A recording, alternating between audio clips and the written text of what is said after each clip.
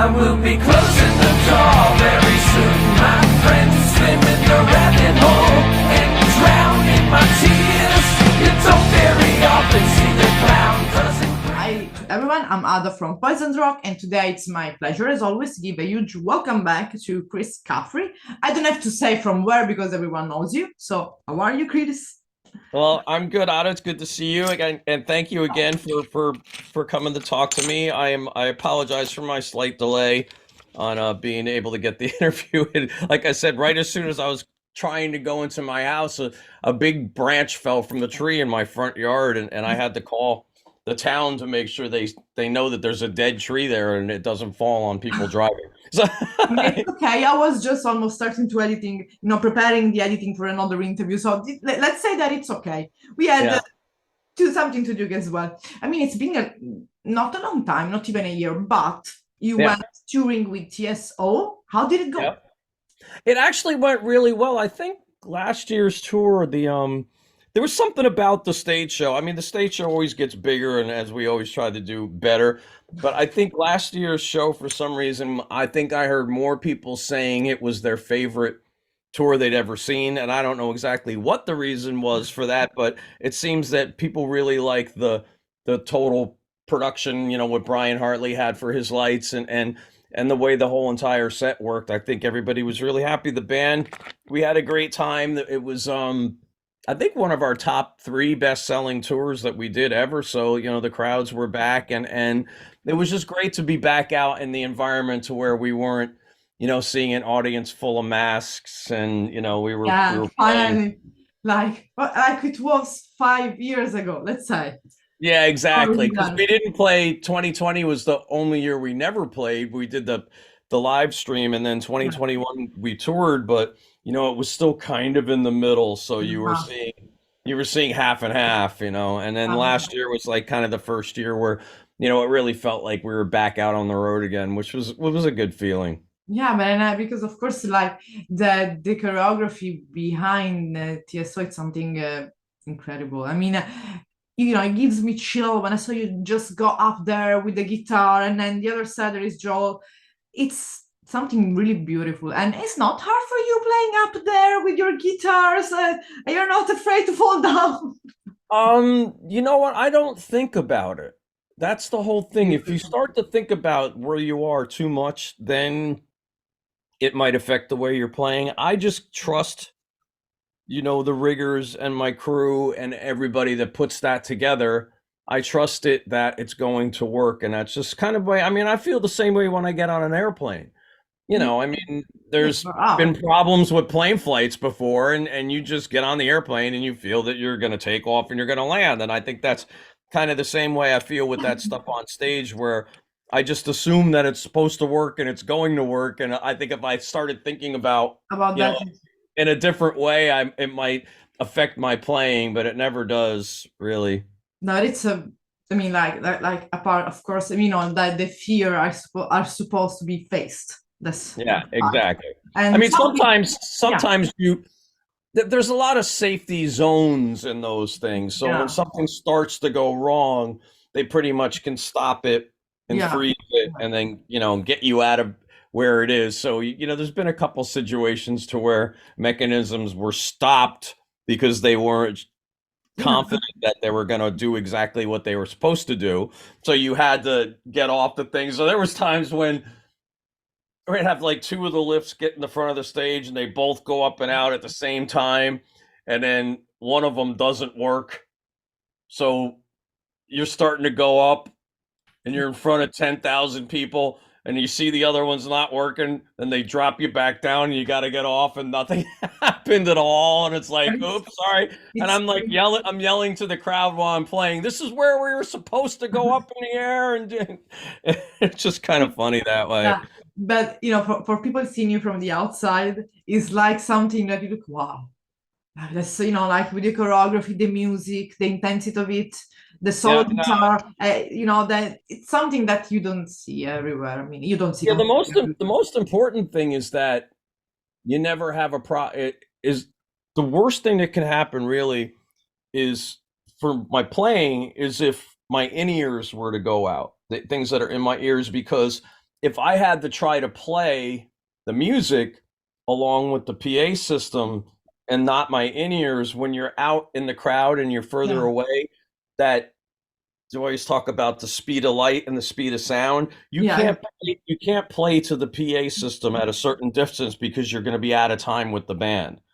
So you hear the sound later than they're playing it. So that's the most important thing that you always hope for, is that you keep your ears in and they're able to hear the band playing, because it's actually a situation where you can't play. You have to stop because you'll be out of time. Yeah, but that shows as well how much you and the other musician are huge professionals, because it's not just like you are the first guitarist come, you have your own career, which is absolutely stunning, and we can talk about your career for hours like we did the first time. But of course, the first time I didn't mention, I mean, before going to speak about, just they ask how is going all the situation with the Savatage. It was going great. Well, I mean, we're a couple years ago when I started talking about us trading music and writing, and we're at that point now where we have a list of songs and we're working on things, and I'm not releasing any official statements on the whole entire thing, because that's never my place. So I know I said what I said, about a year or so ago. We're talking about how we're writing, and we've been finding. I actually found a song that we had written. Me and John had written together at the time we were writing for Wake of Magellan, that was never used, and it's a really cool song, and that kind of just got through into our loop. Actually, this week I had found the recording, and it's funny when you have a bunch of songs you're working on, and all of a sudden one comes in that kind of goes right to the top of the list. So there's some really good stuff. So hopefully everything winds up actually coming through, and we can have the new music for people to listen to. But like I said, I'm not making any official announcements. I'm just writing. I'm writing and hoping, just like the fans. So that's all I'm doing. And then of course, when everything will be possible, we'll just talk more deep about that. Yeah, we're gonna dig it. But of course, like I was saying before, in the first interview, we just mentioned, just like your career with Savatage, your solo career, but not too much. But we didn't speak about the Spirits of Fire. The Spirits of Fire thing. Italian singer Fabiglione.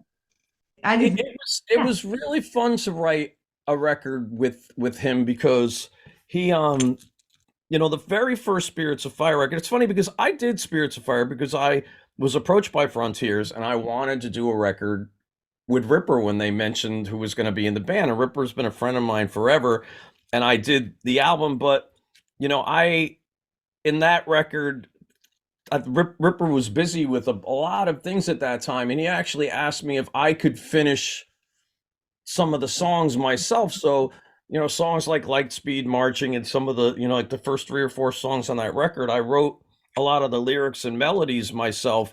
And that's not really something that I wanted to do. I do it for my own music, and obviously I can, but I didn't, it just felt a little bit like I was doing a solo record when I had to write everything. So when we did this second record and Fabio was involved, I was like, look, I said, here are my songs, and I want him to finish them.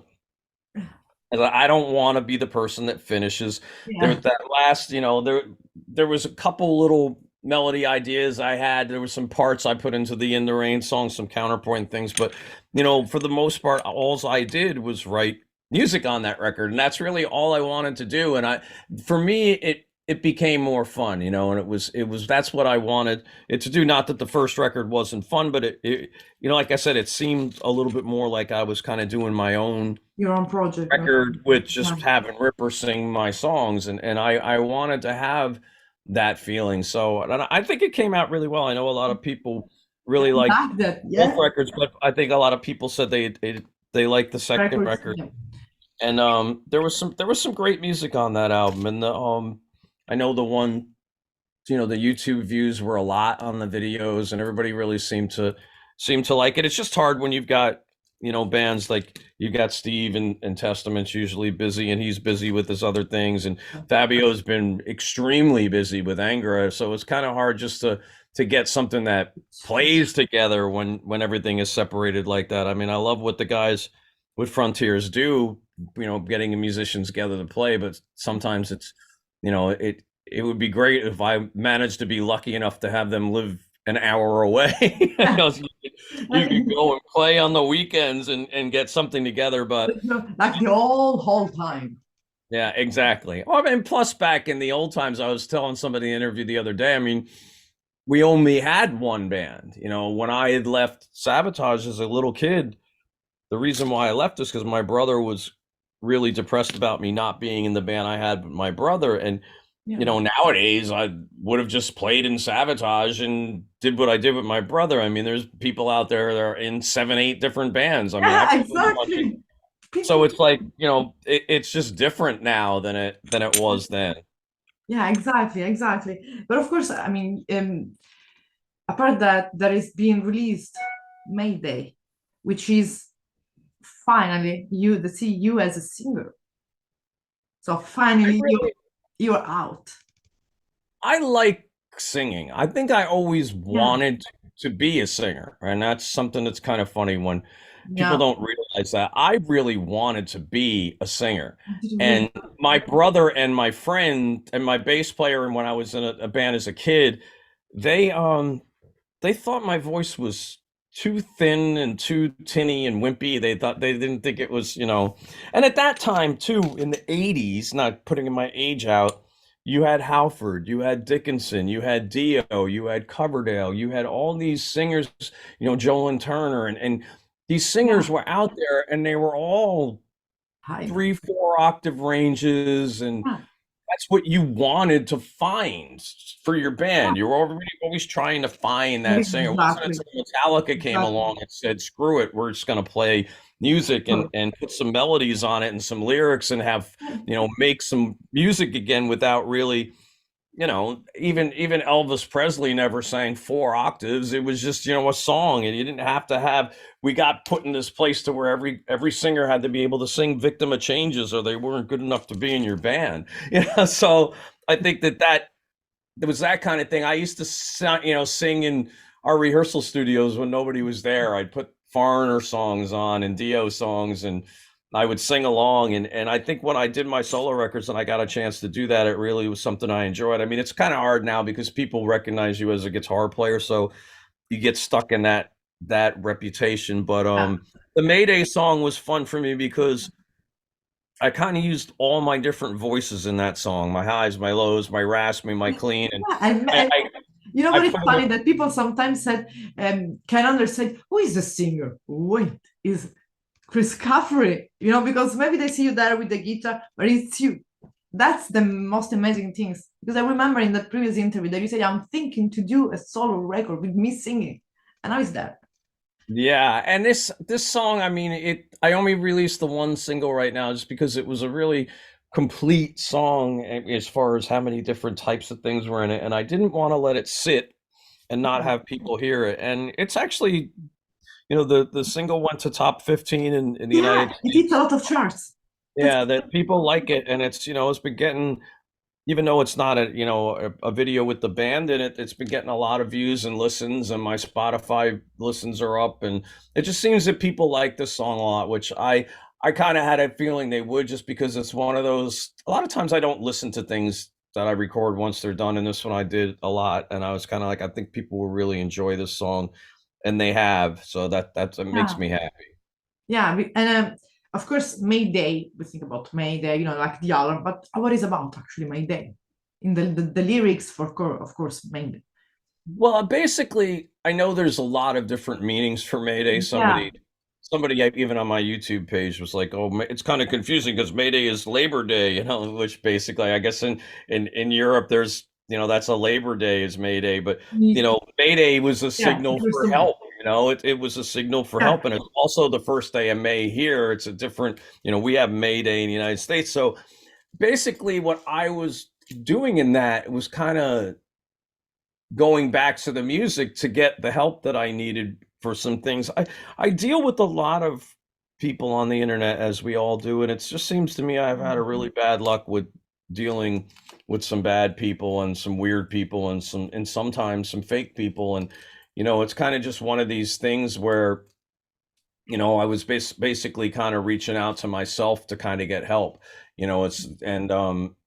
It goes to a lot of different things in life too.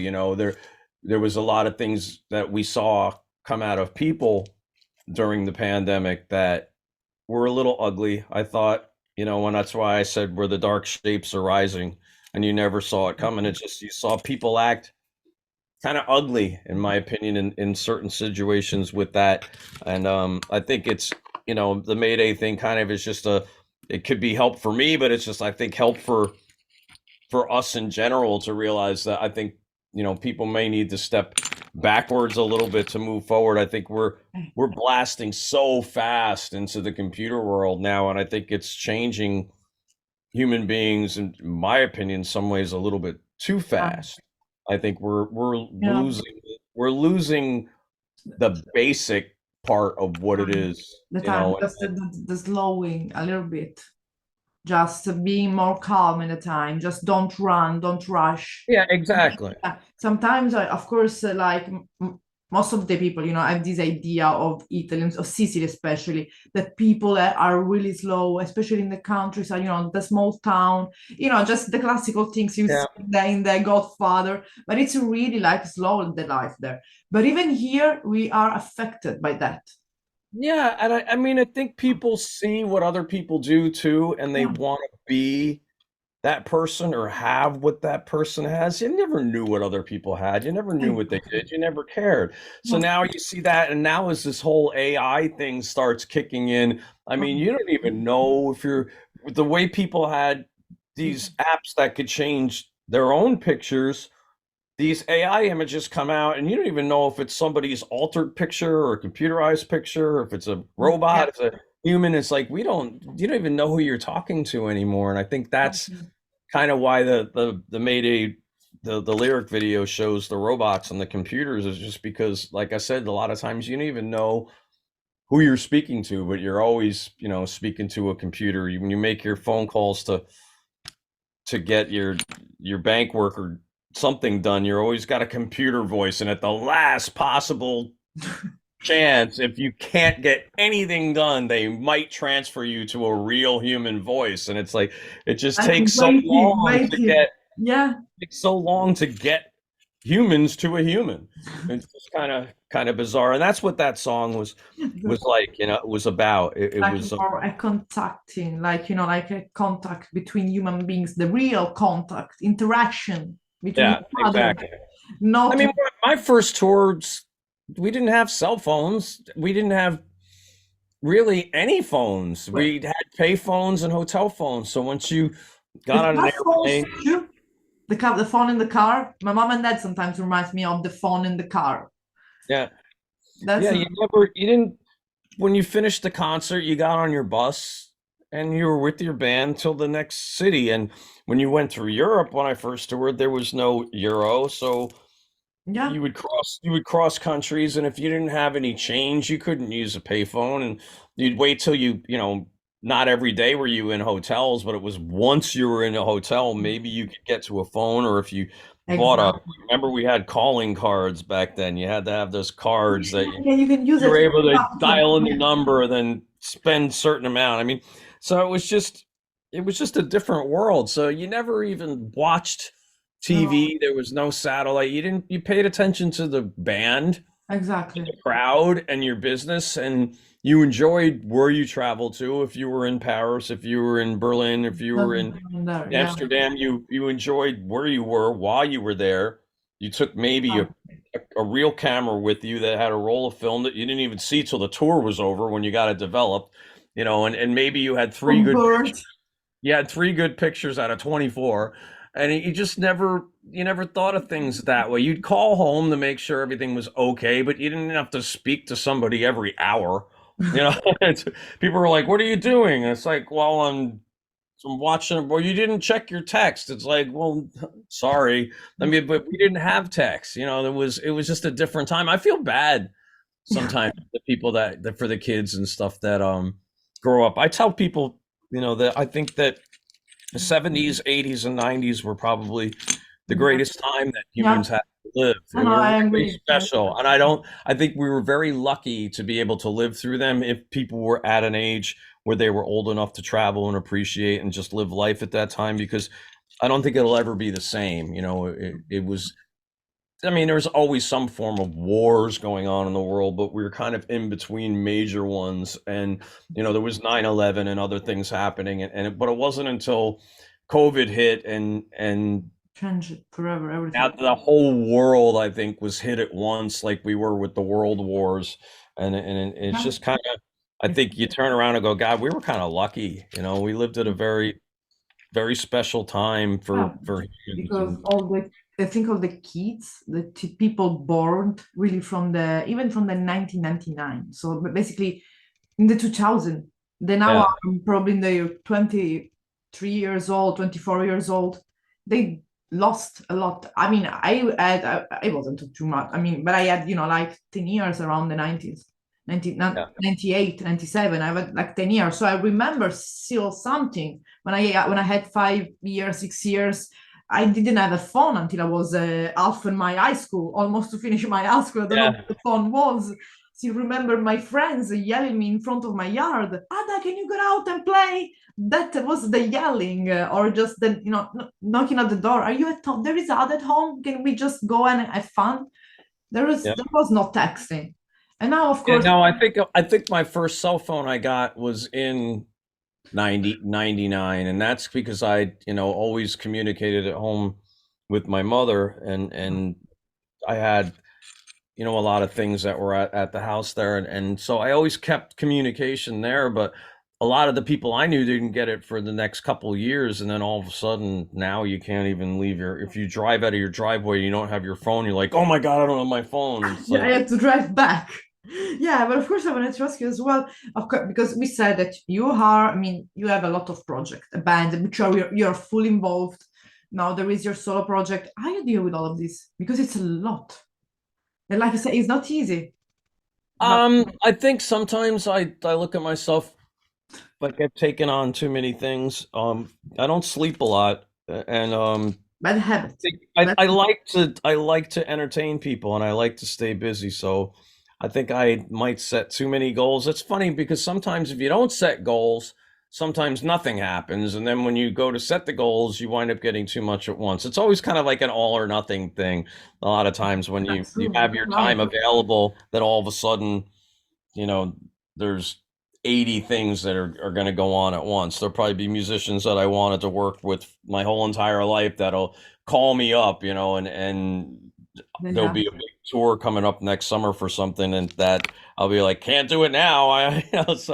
But it's just a matter. I feel fortunate that I'm able to have these things going on, and it's just fun. I mean, I'm going to be coming over into Europe, and I'm pretty sure I'm allowed to say it. I don't think they've made an announcement, but I'm going to be coming over to say hi to Doro at Vakken time. So, I don't think they've made any announcements on her guests yet. So I don't know if that's allowed to be announced yet. But the worst case, we got it. The worst case. Yeah. But that's going on. So yeah, there's gonna be as well Vixen at the Vakken. It's gonna be a lot of good bands. It's one of I'm just not sure exactly how many days I'll be there. Hopefully I could stay. Doro's playing the very first night.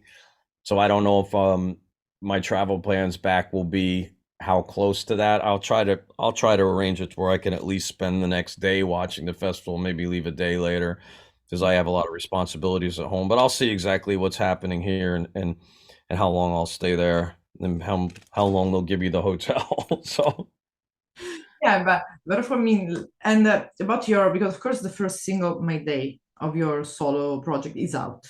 You are planning to release something else soon, or nothing right away. I'm recording now. I'm writing a lot, and I'm trying to figure out exactly what I want to do. I may release a solo record that actually is called 2020, and that goes through that year, because I think there's enough that happened to me in that particular year to where it's worth writing a record about. And not just happened to me, that happened to the world, and enough what I saw to where I can put out an album. I think I released that one other single that I had that's called "Sick of This Shit." that's out there. A mutual feeling. That song was written and released in 2020. So if I put that record out, that song would be on it. But I just think there's so many things that happened to us that year that I have enough ideas and songs and things where I could put together a whole record about that whole experience, because it was a once in 100 years that something like that had happened to the world. Hopefully it's over. I mean, we don't even know if a version of it could show up next month and I don't want about 100 million people. You never know. I mean, back in 1918, it kind of fell asleep, and then it came back and got really bad. But hopefully we're done. Hopefully it's done. I don't think any of us want to deal with it. And the problem is, I think we're so tired of it that if something bad, like a bad version came, I think it would be too late after bad things happen for us to do the right things, because we wouldn't want to shut our lives down again. And if something came, a version of this that was deadly enough to kill hundreds of millions, I think we'd be so sick of what we saw that we would put our guard down and be slow to do the right thing. So I'm hoping that it doesn't go there, because I don't think we'd be able to stop it fast enough. Exactly. Just like we just have to in this moment really live it day by day, like really focusing the day.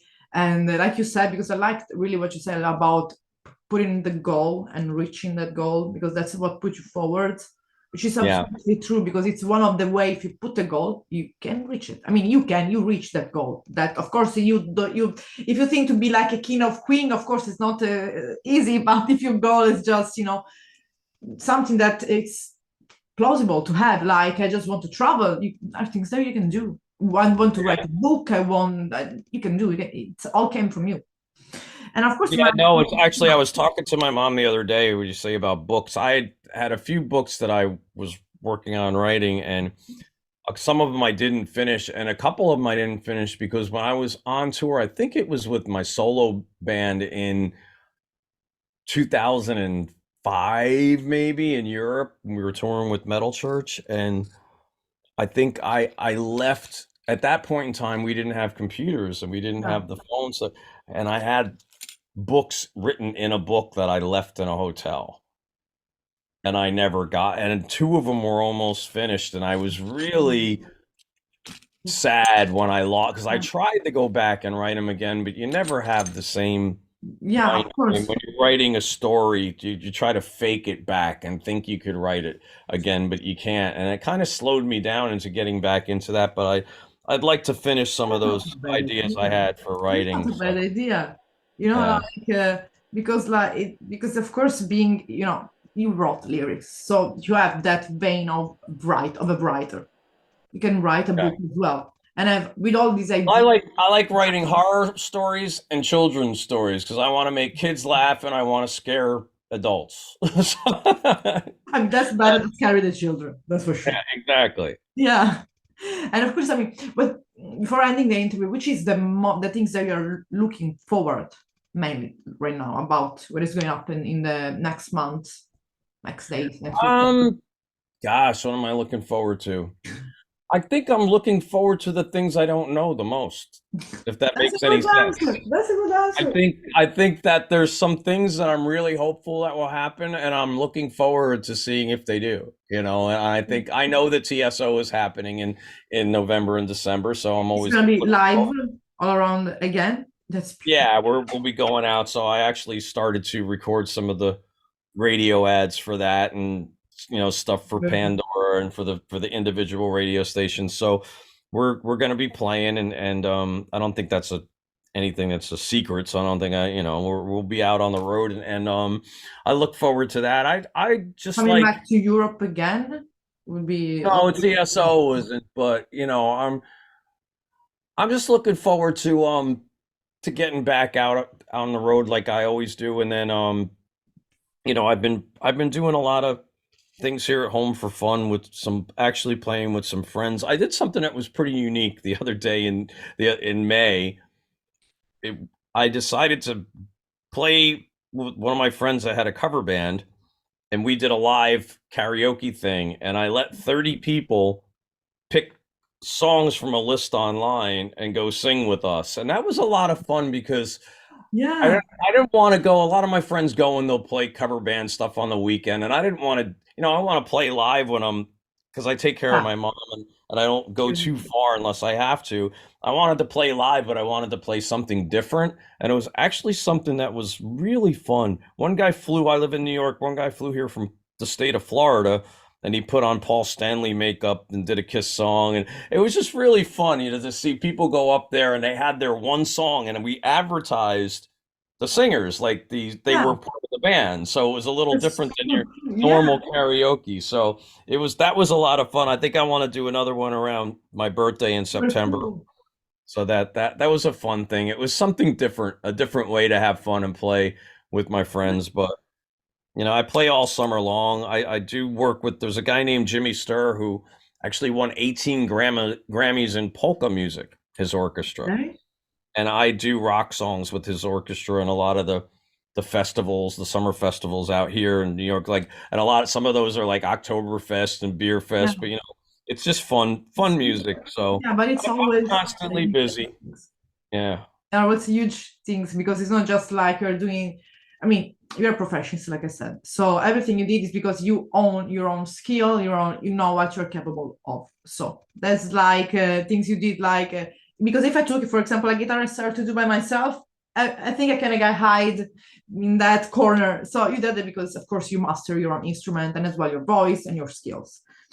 And it's I do that too. I hide in my own little world. I think I might have been one of the only people on the planet that wasn't really too upset when everything slowed down in 2020. It's like I needed a break. I was on the road for decades, and I kind of was like, I was okay with doing my music and art and staying home and just, I let the world battle it out. I didn't want to live in mask world. I didn't want to go out there and pretend like I was not paying attention to it or pay too much attention to it. So I stayed home. I have a nice property and I made myself a beach, and I just hang out. Everything you need. That's perfect. Exactly. What can I say? Chris, it's really a pleasure, and I really hope to see you some live, I don't know, in the future. And well, I don't know if you're going to wind up being at Wacken, but like I said, I'm going to be I can try. I should have an accreditation for that, because there is Lauren Lewis that I want to meet too there. I definitely want to get over and hopefully, and this is just between you and the walls, if everything goes the way everybody's hoping, we'll be doing festivals with Savatage next summer. So we'll have to see if everything can go the way that we're hoping. Okay, that's how the interview. Let's say. Yeah, we can get a record, get to the festivals, and I know there's someone here is gonna. I always tell I tell everybody privately, but it's like if Savatage does this and puts out the record that we think we can, it's going to be huge. It'll be very big. No, it's gonna be. It's been so many years. There's so many young fans that have never seen us and heard us, and I think it would be automatically up as big as like Pantera and the Maiden stuff. I think we would get right back to where we were. Maybe, I don't want to say too much, maybe a little bit more, because you didn't play for a long time, and maybe because all these years the young generation starts to love about you, Oliva, and maybe they didn't they weren't there when there was as well the brothers. So they basically, I think it would be very, very, very successful. So if we could get out there, that's what you said, but what I'm looking forward to the most, like I said, the things that may happen. So but every festival book you here in Europe, I know for sure. So that's for sure in 2024 at least, or wherever it's possible, we're gonna be there. That's for sure. And then we're gonna grab a beer, and I don't drink, so let's say water, maybe juice. I would say then in some festival we're gonna grab some beer, and then I said, but I don't drink alcohol. I stopped too, but I maybe think a juice or something, I don't know, a tea, something like that. Yeah, It's a really pleasure as always, and really. You too. Good to see you again. Thank you, Chris. I know, and sorry for my delays. No, don't apologize. It's always a pleasure, and looking forward. We wish all the best with the Savatage recording. Really. Thank you. It's really important. Fingers crossed. Yeah, see you soon. Bye.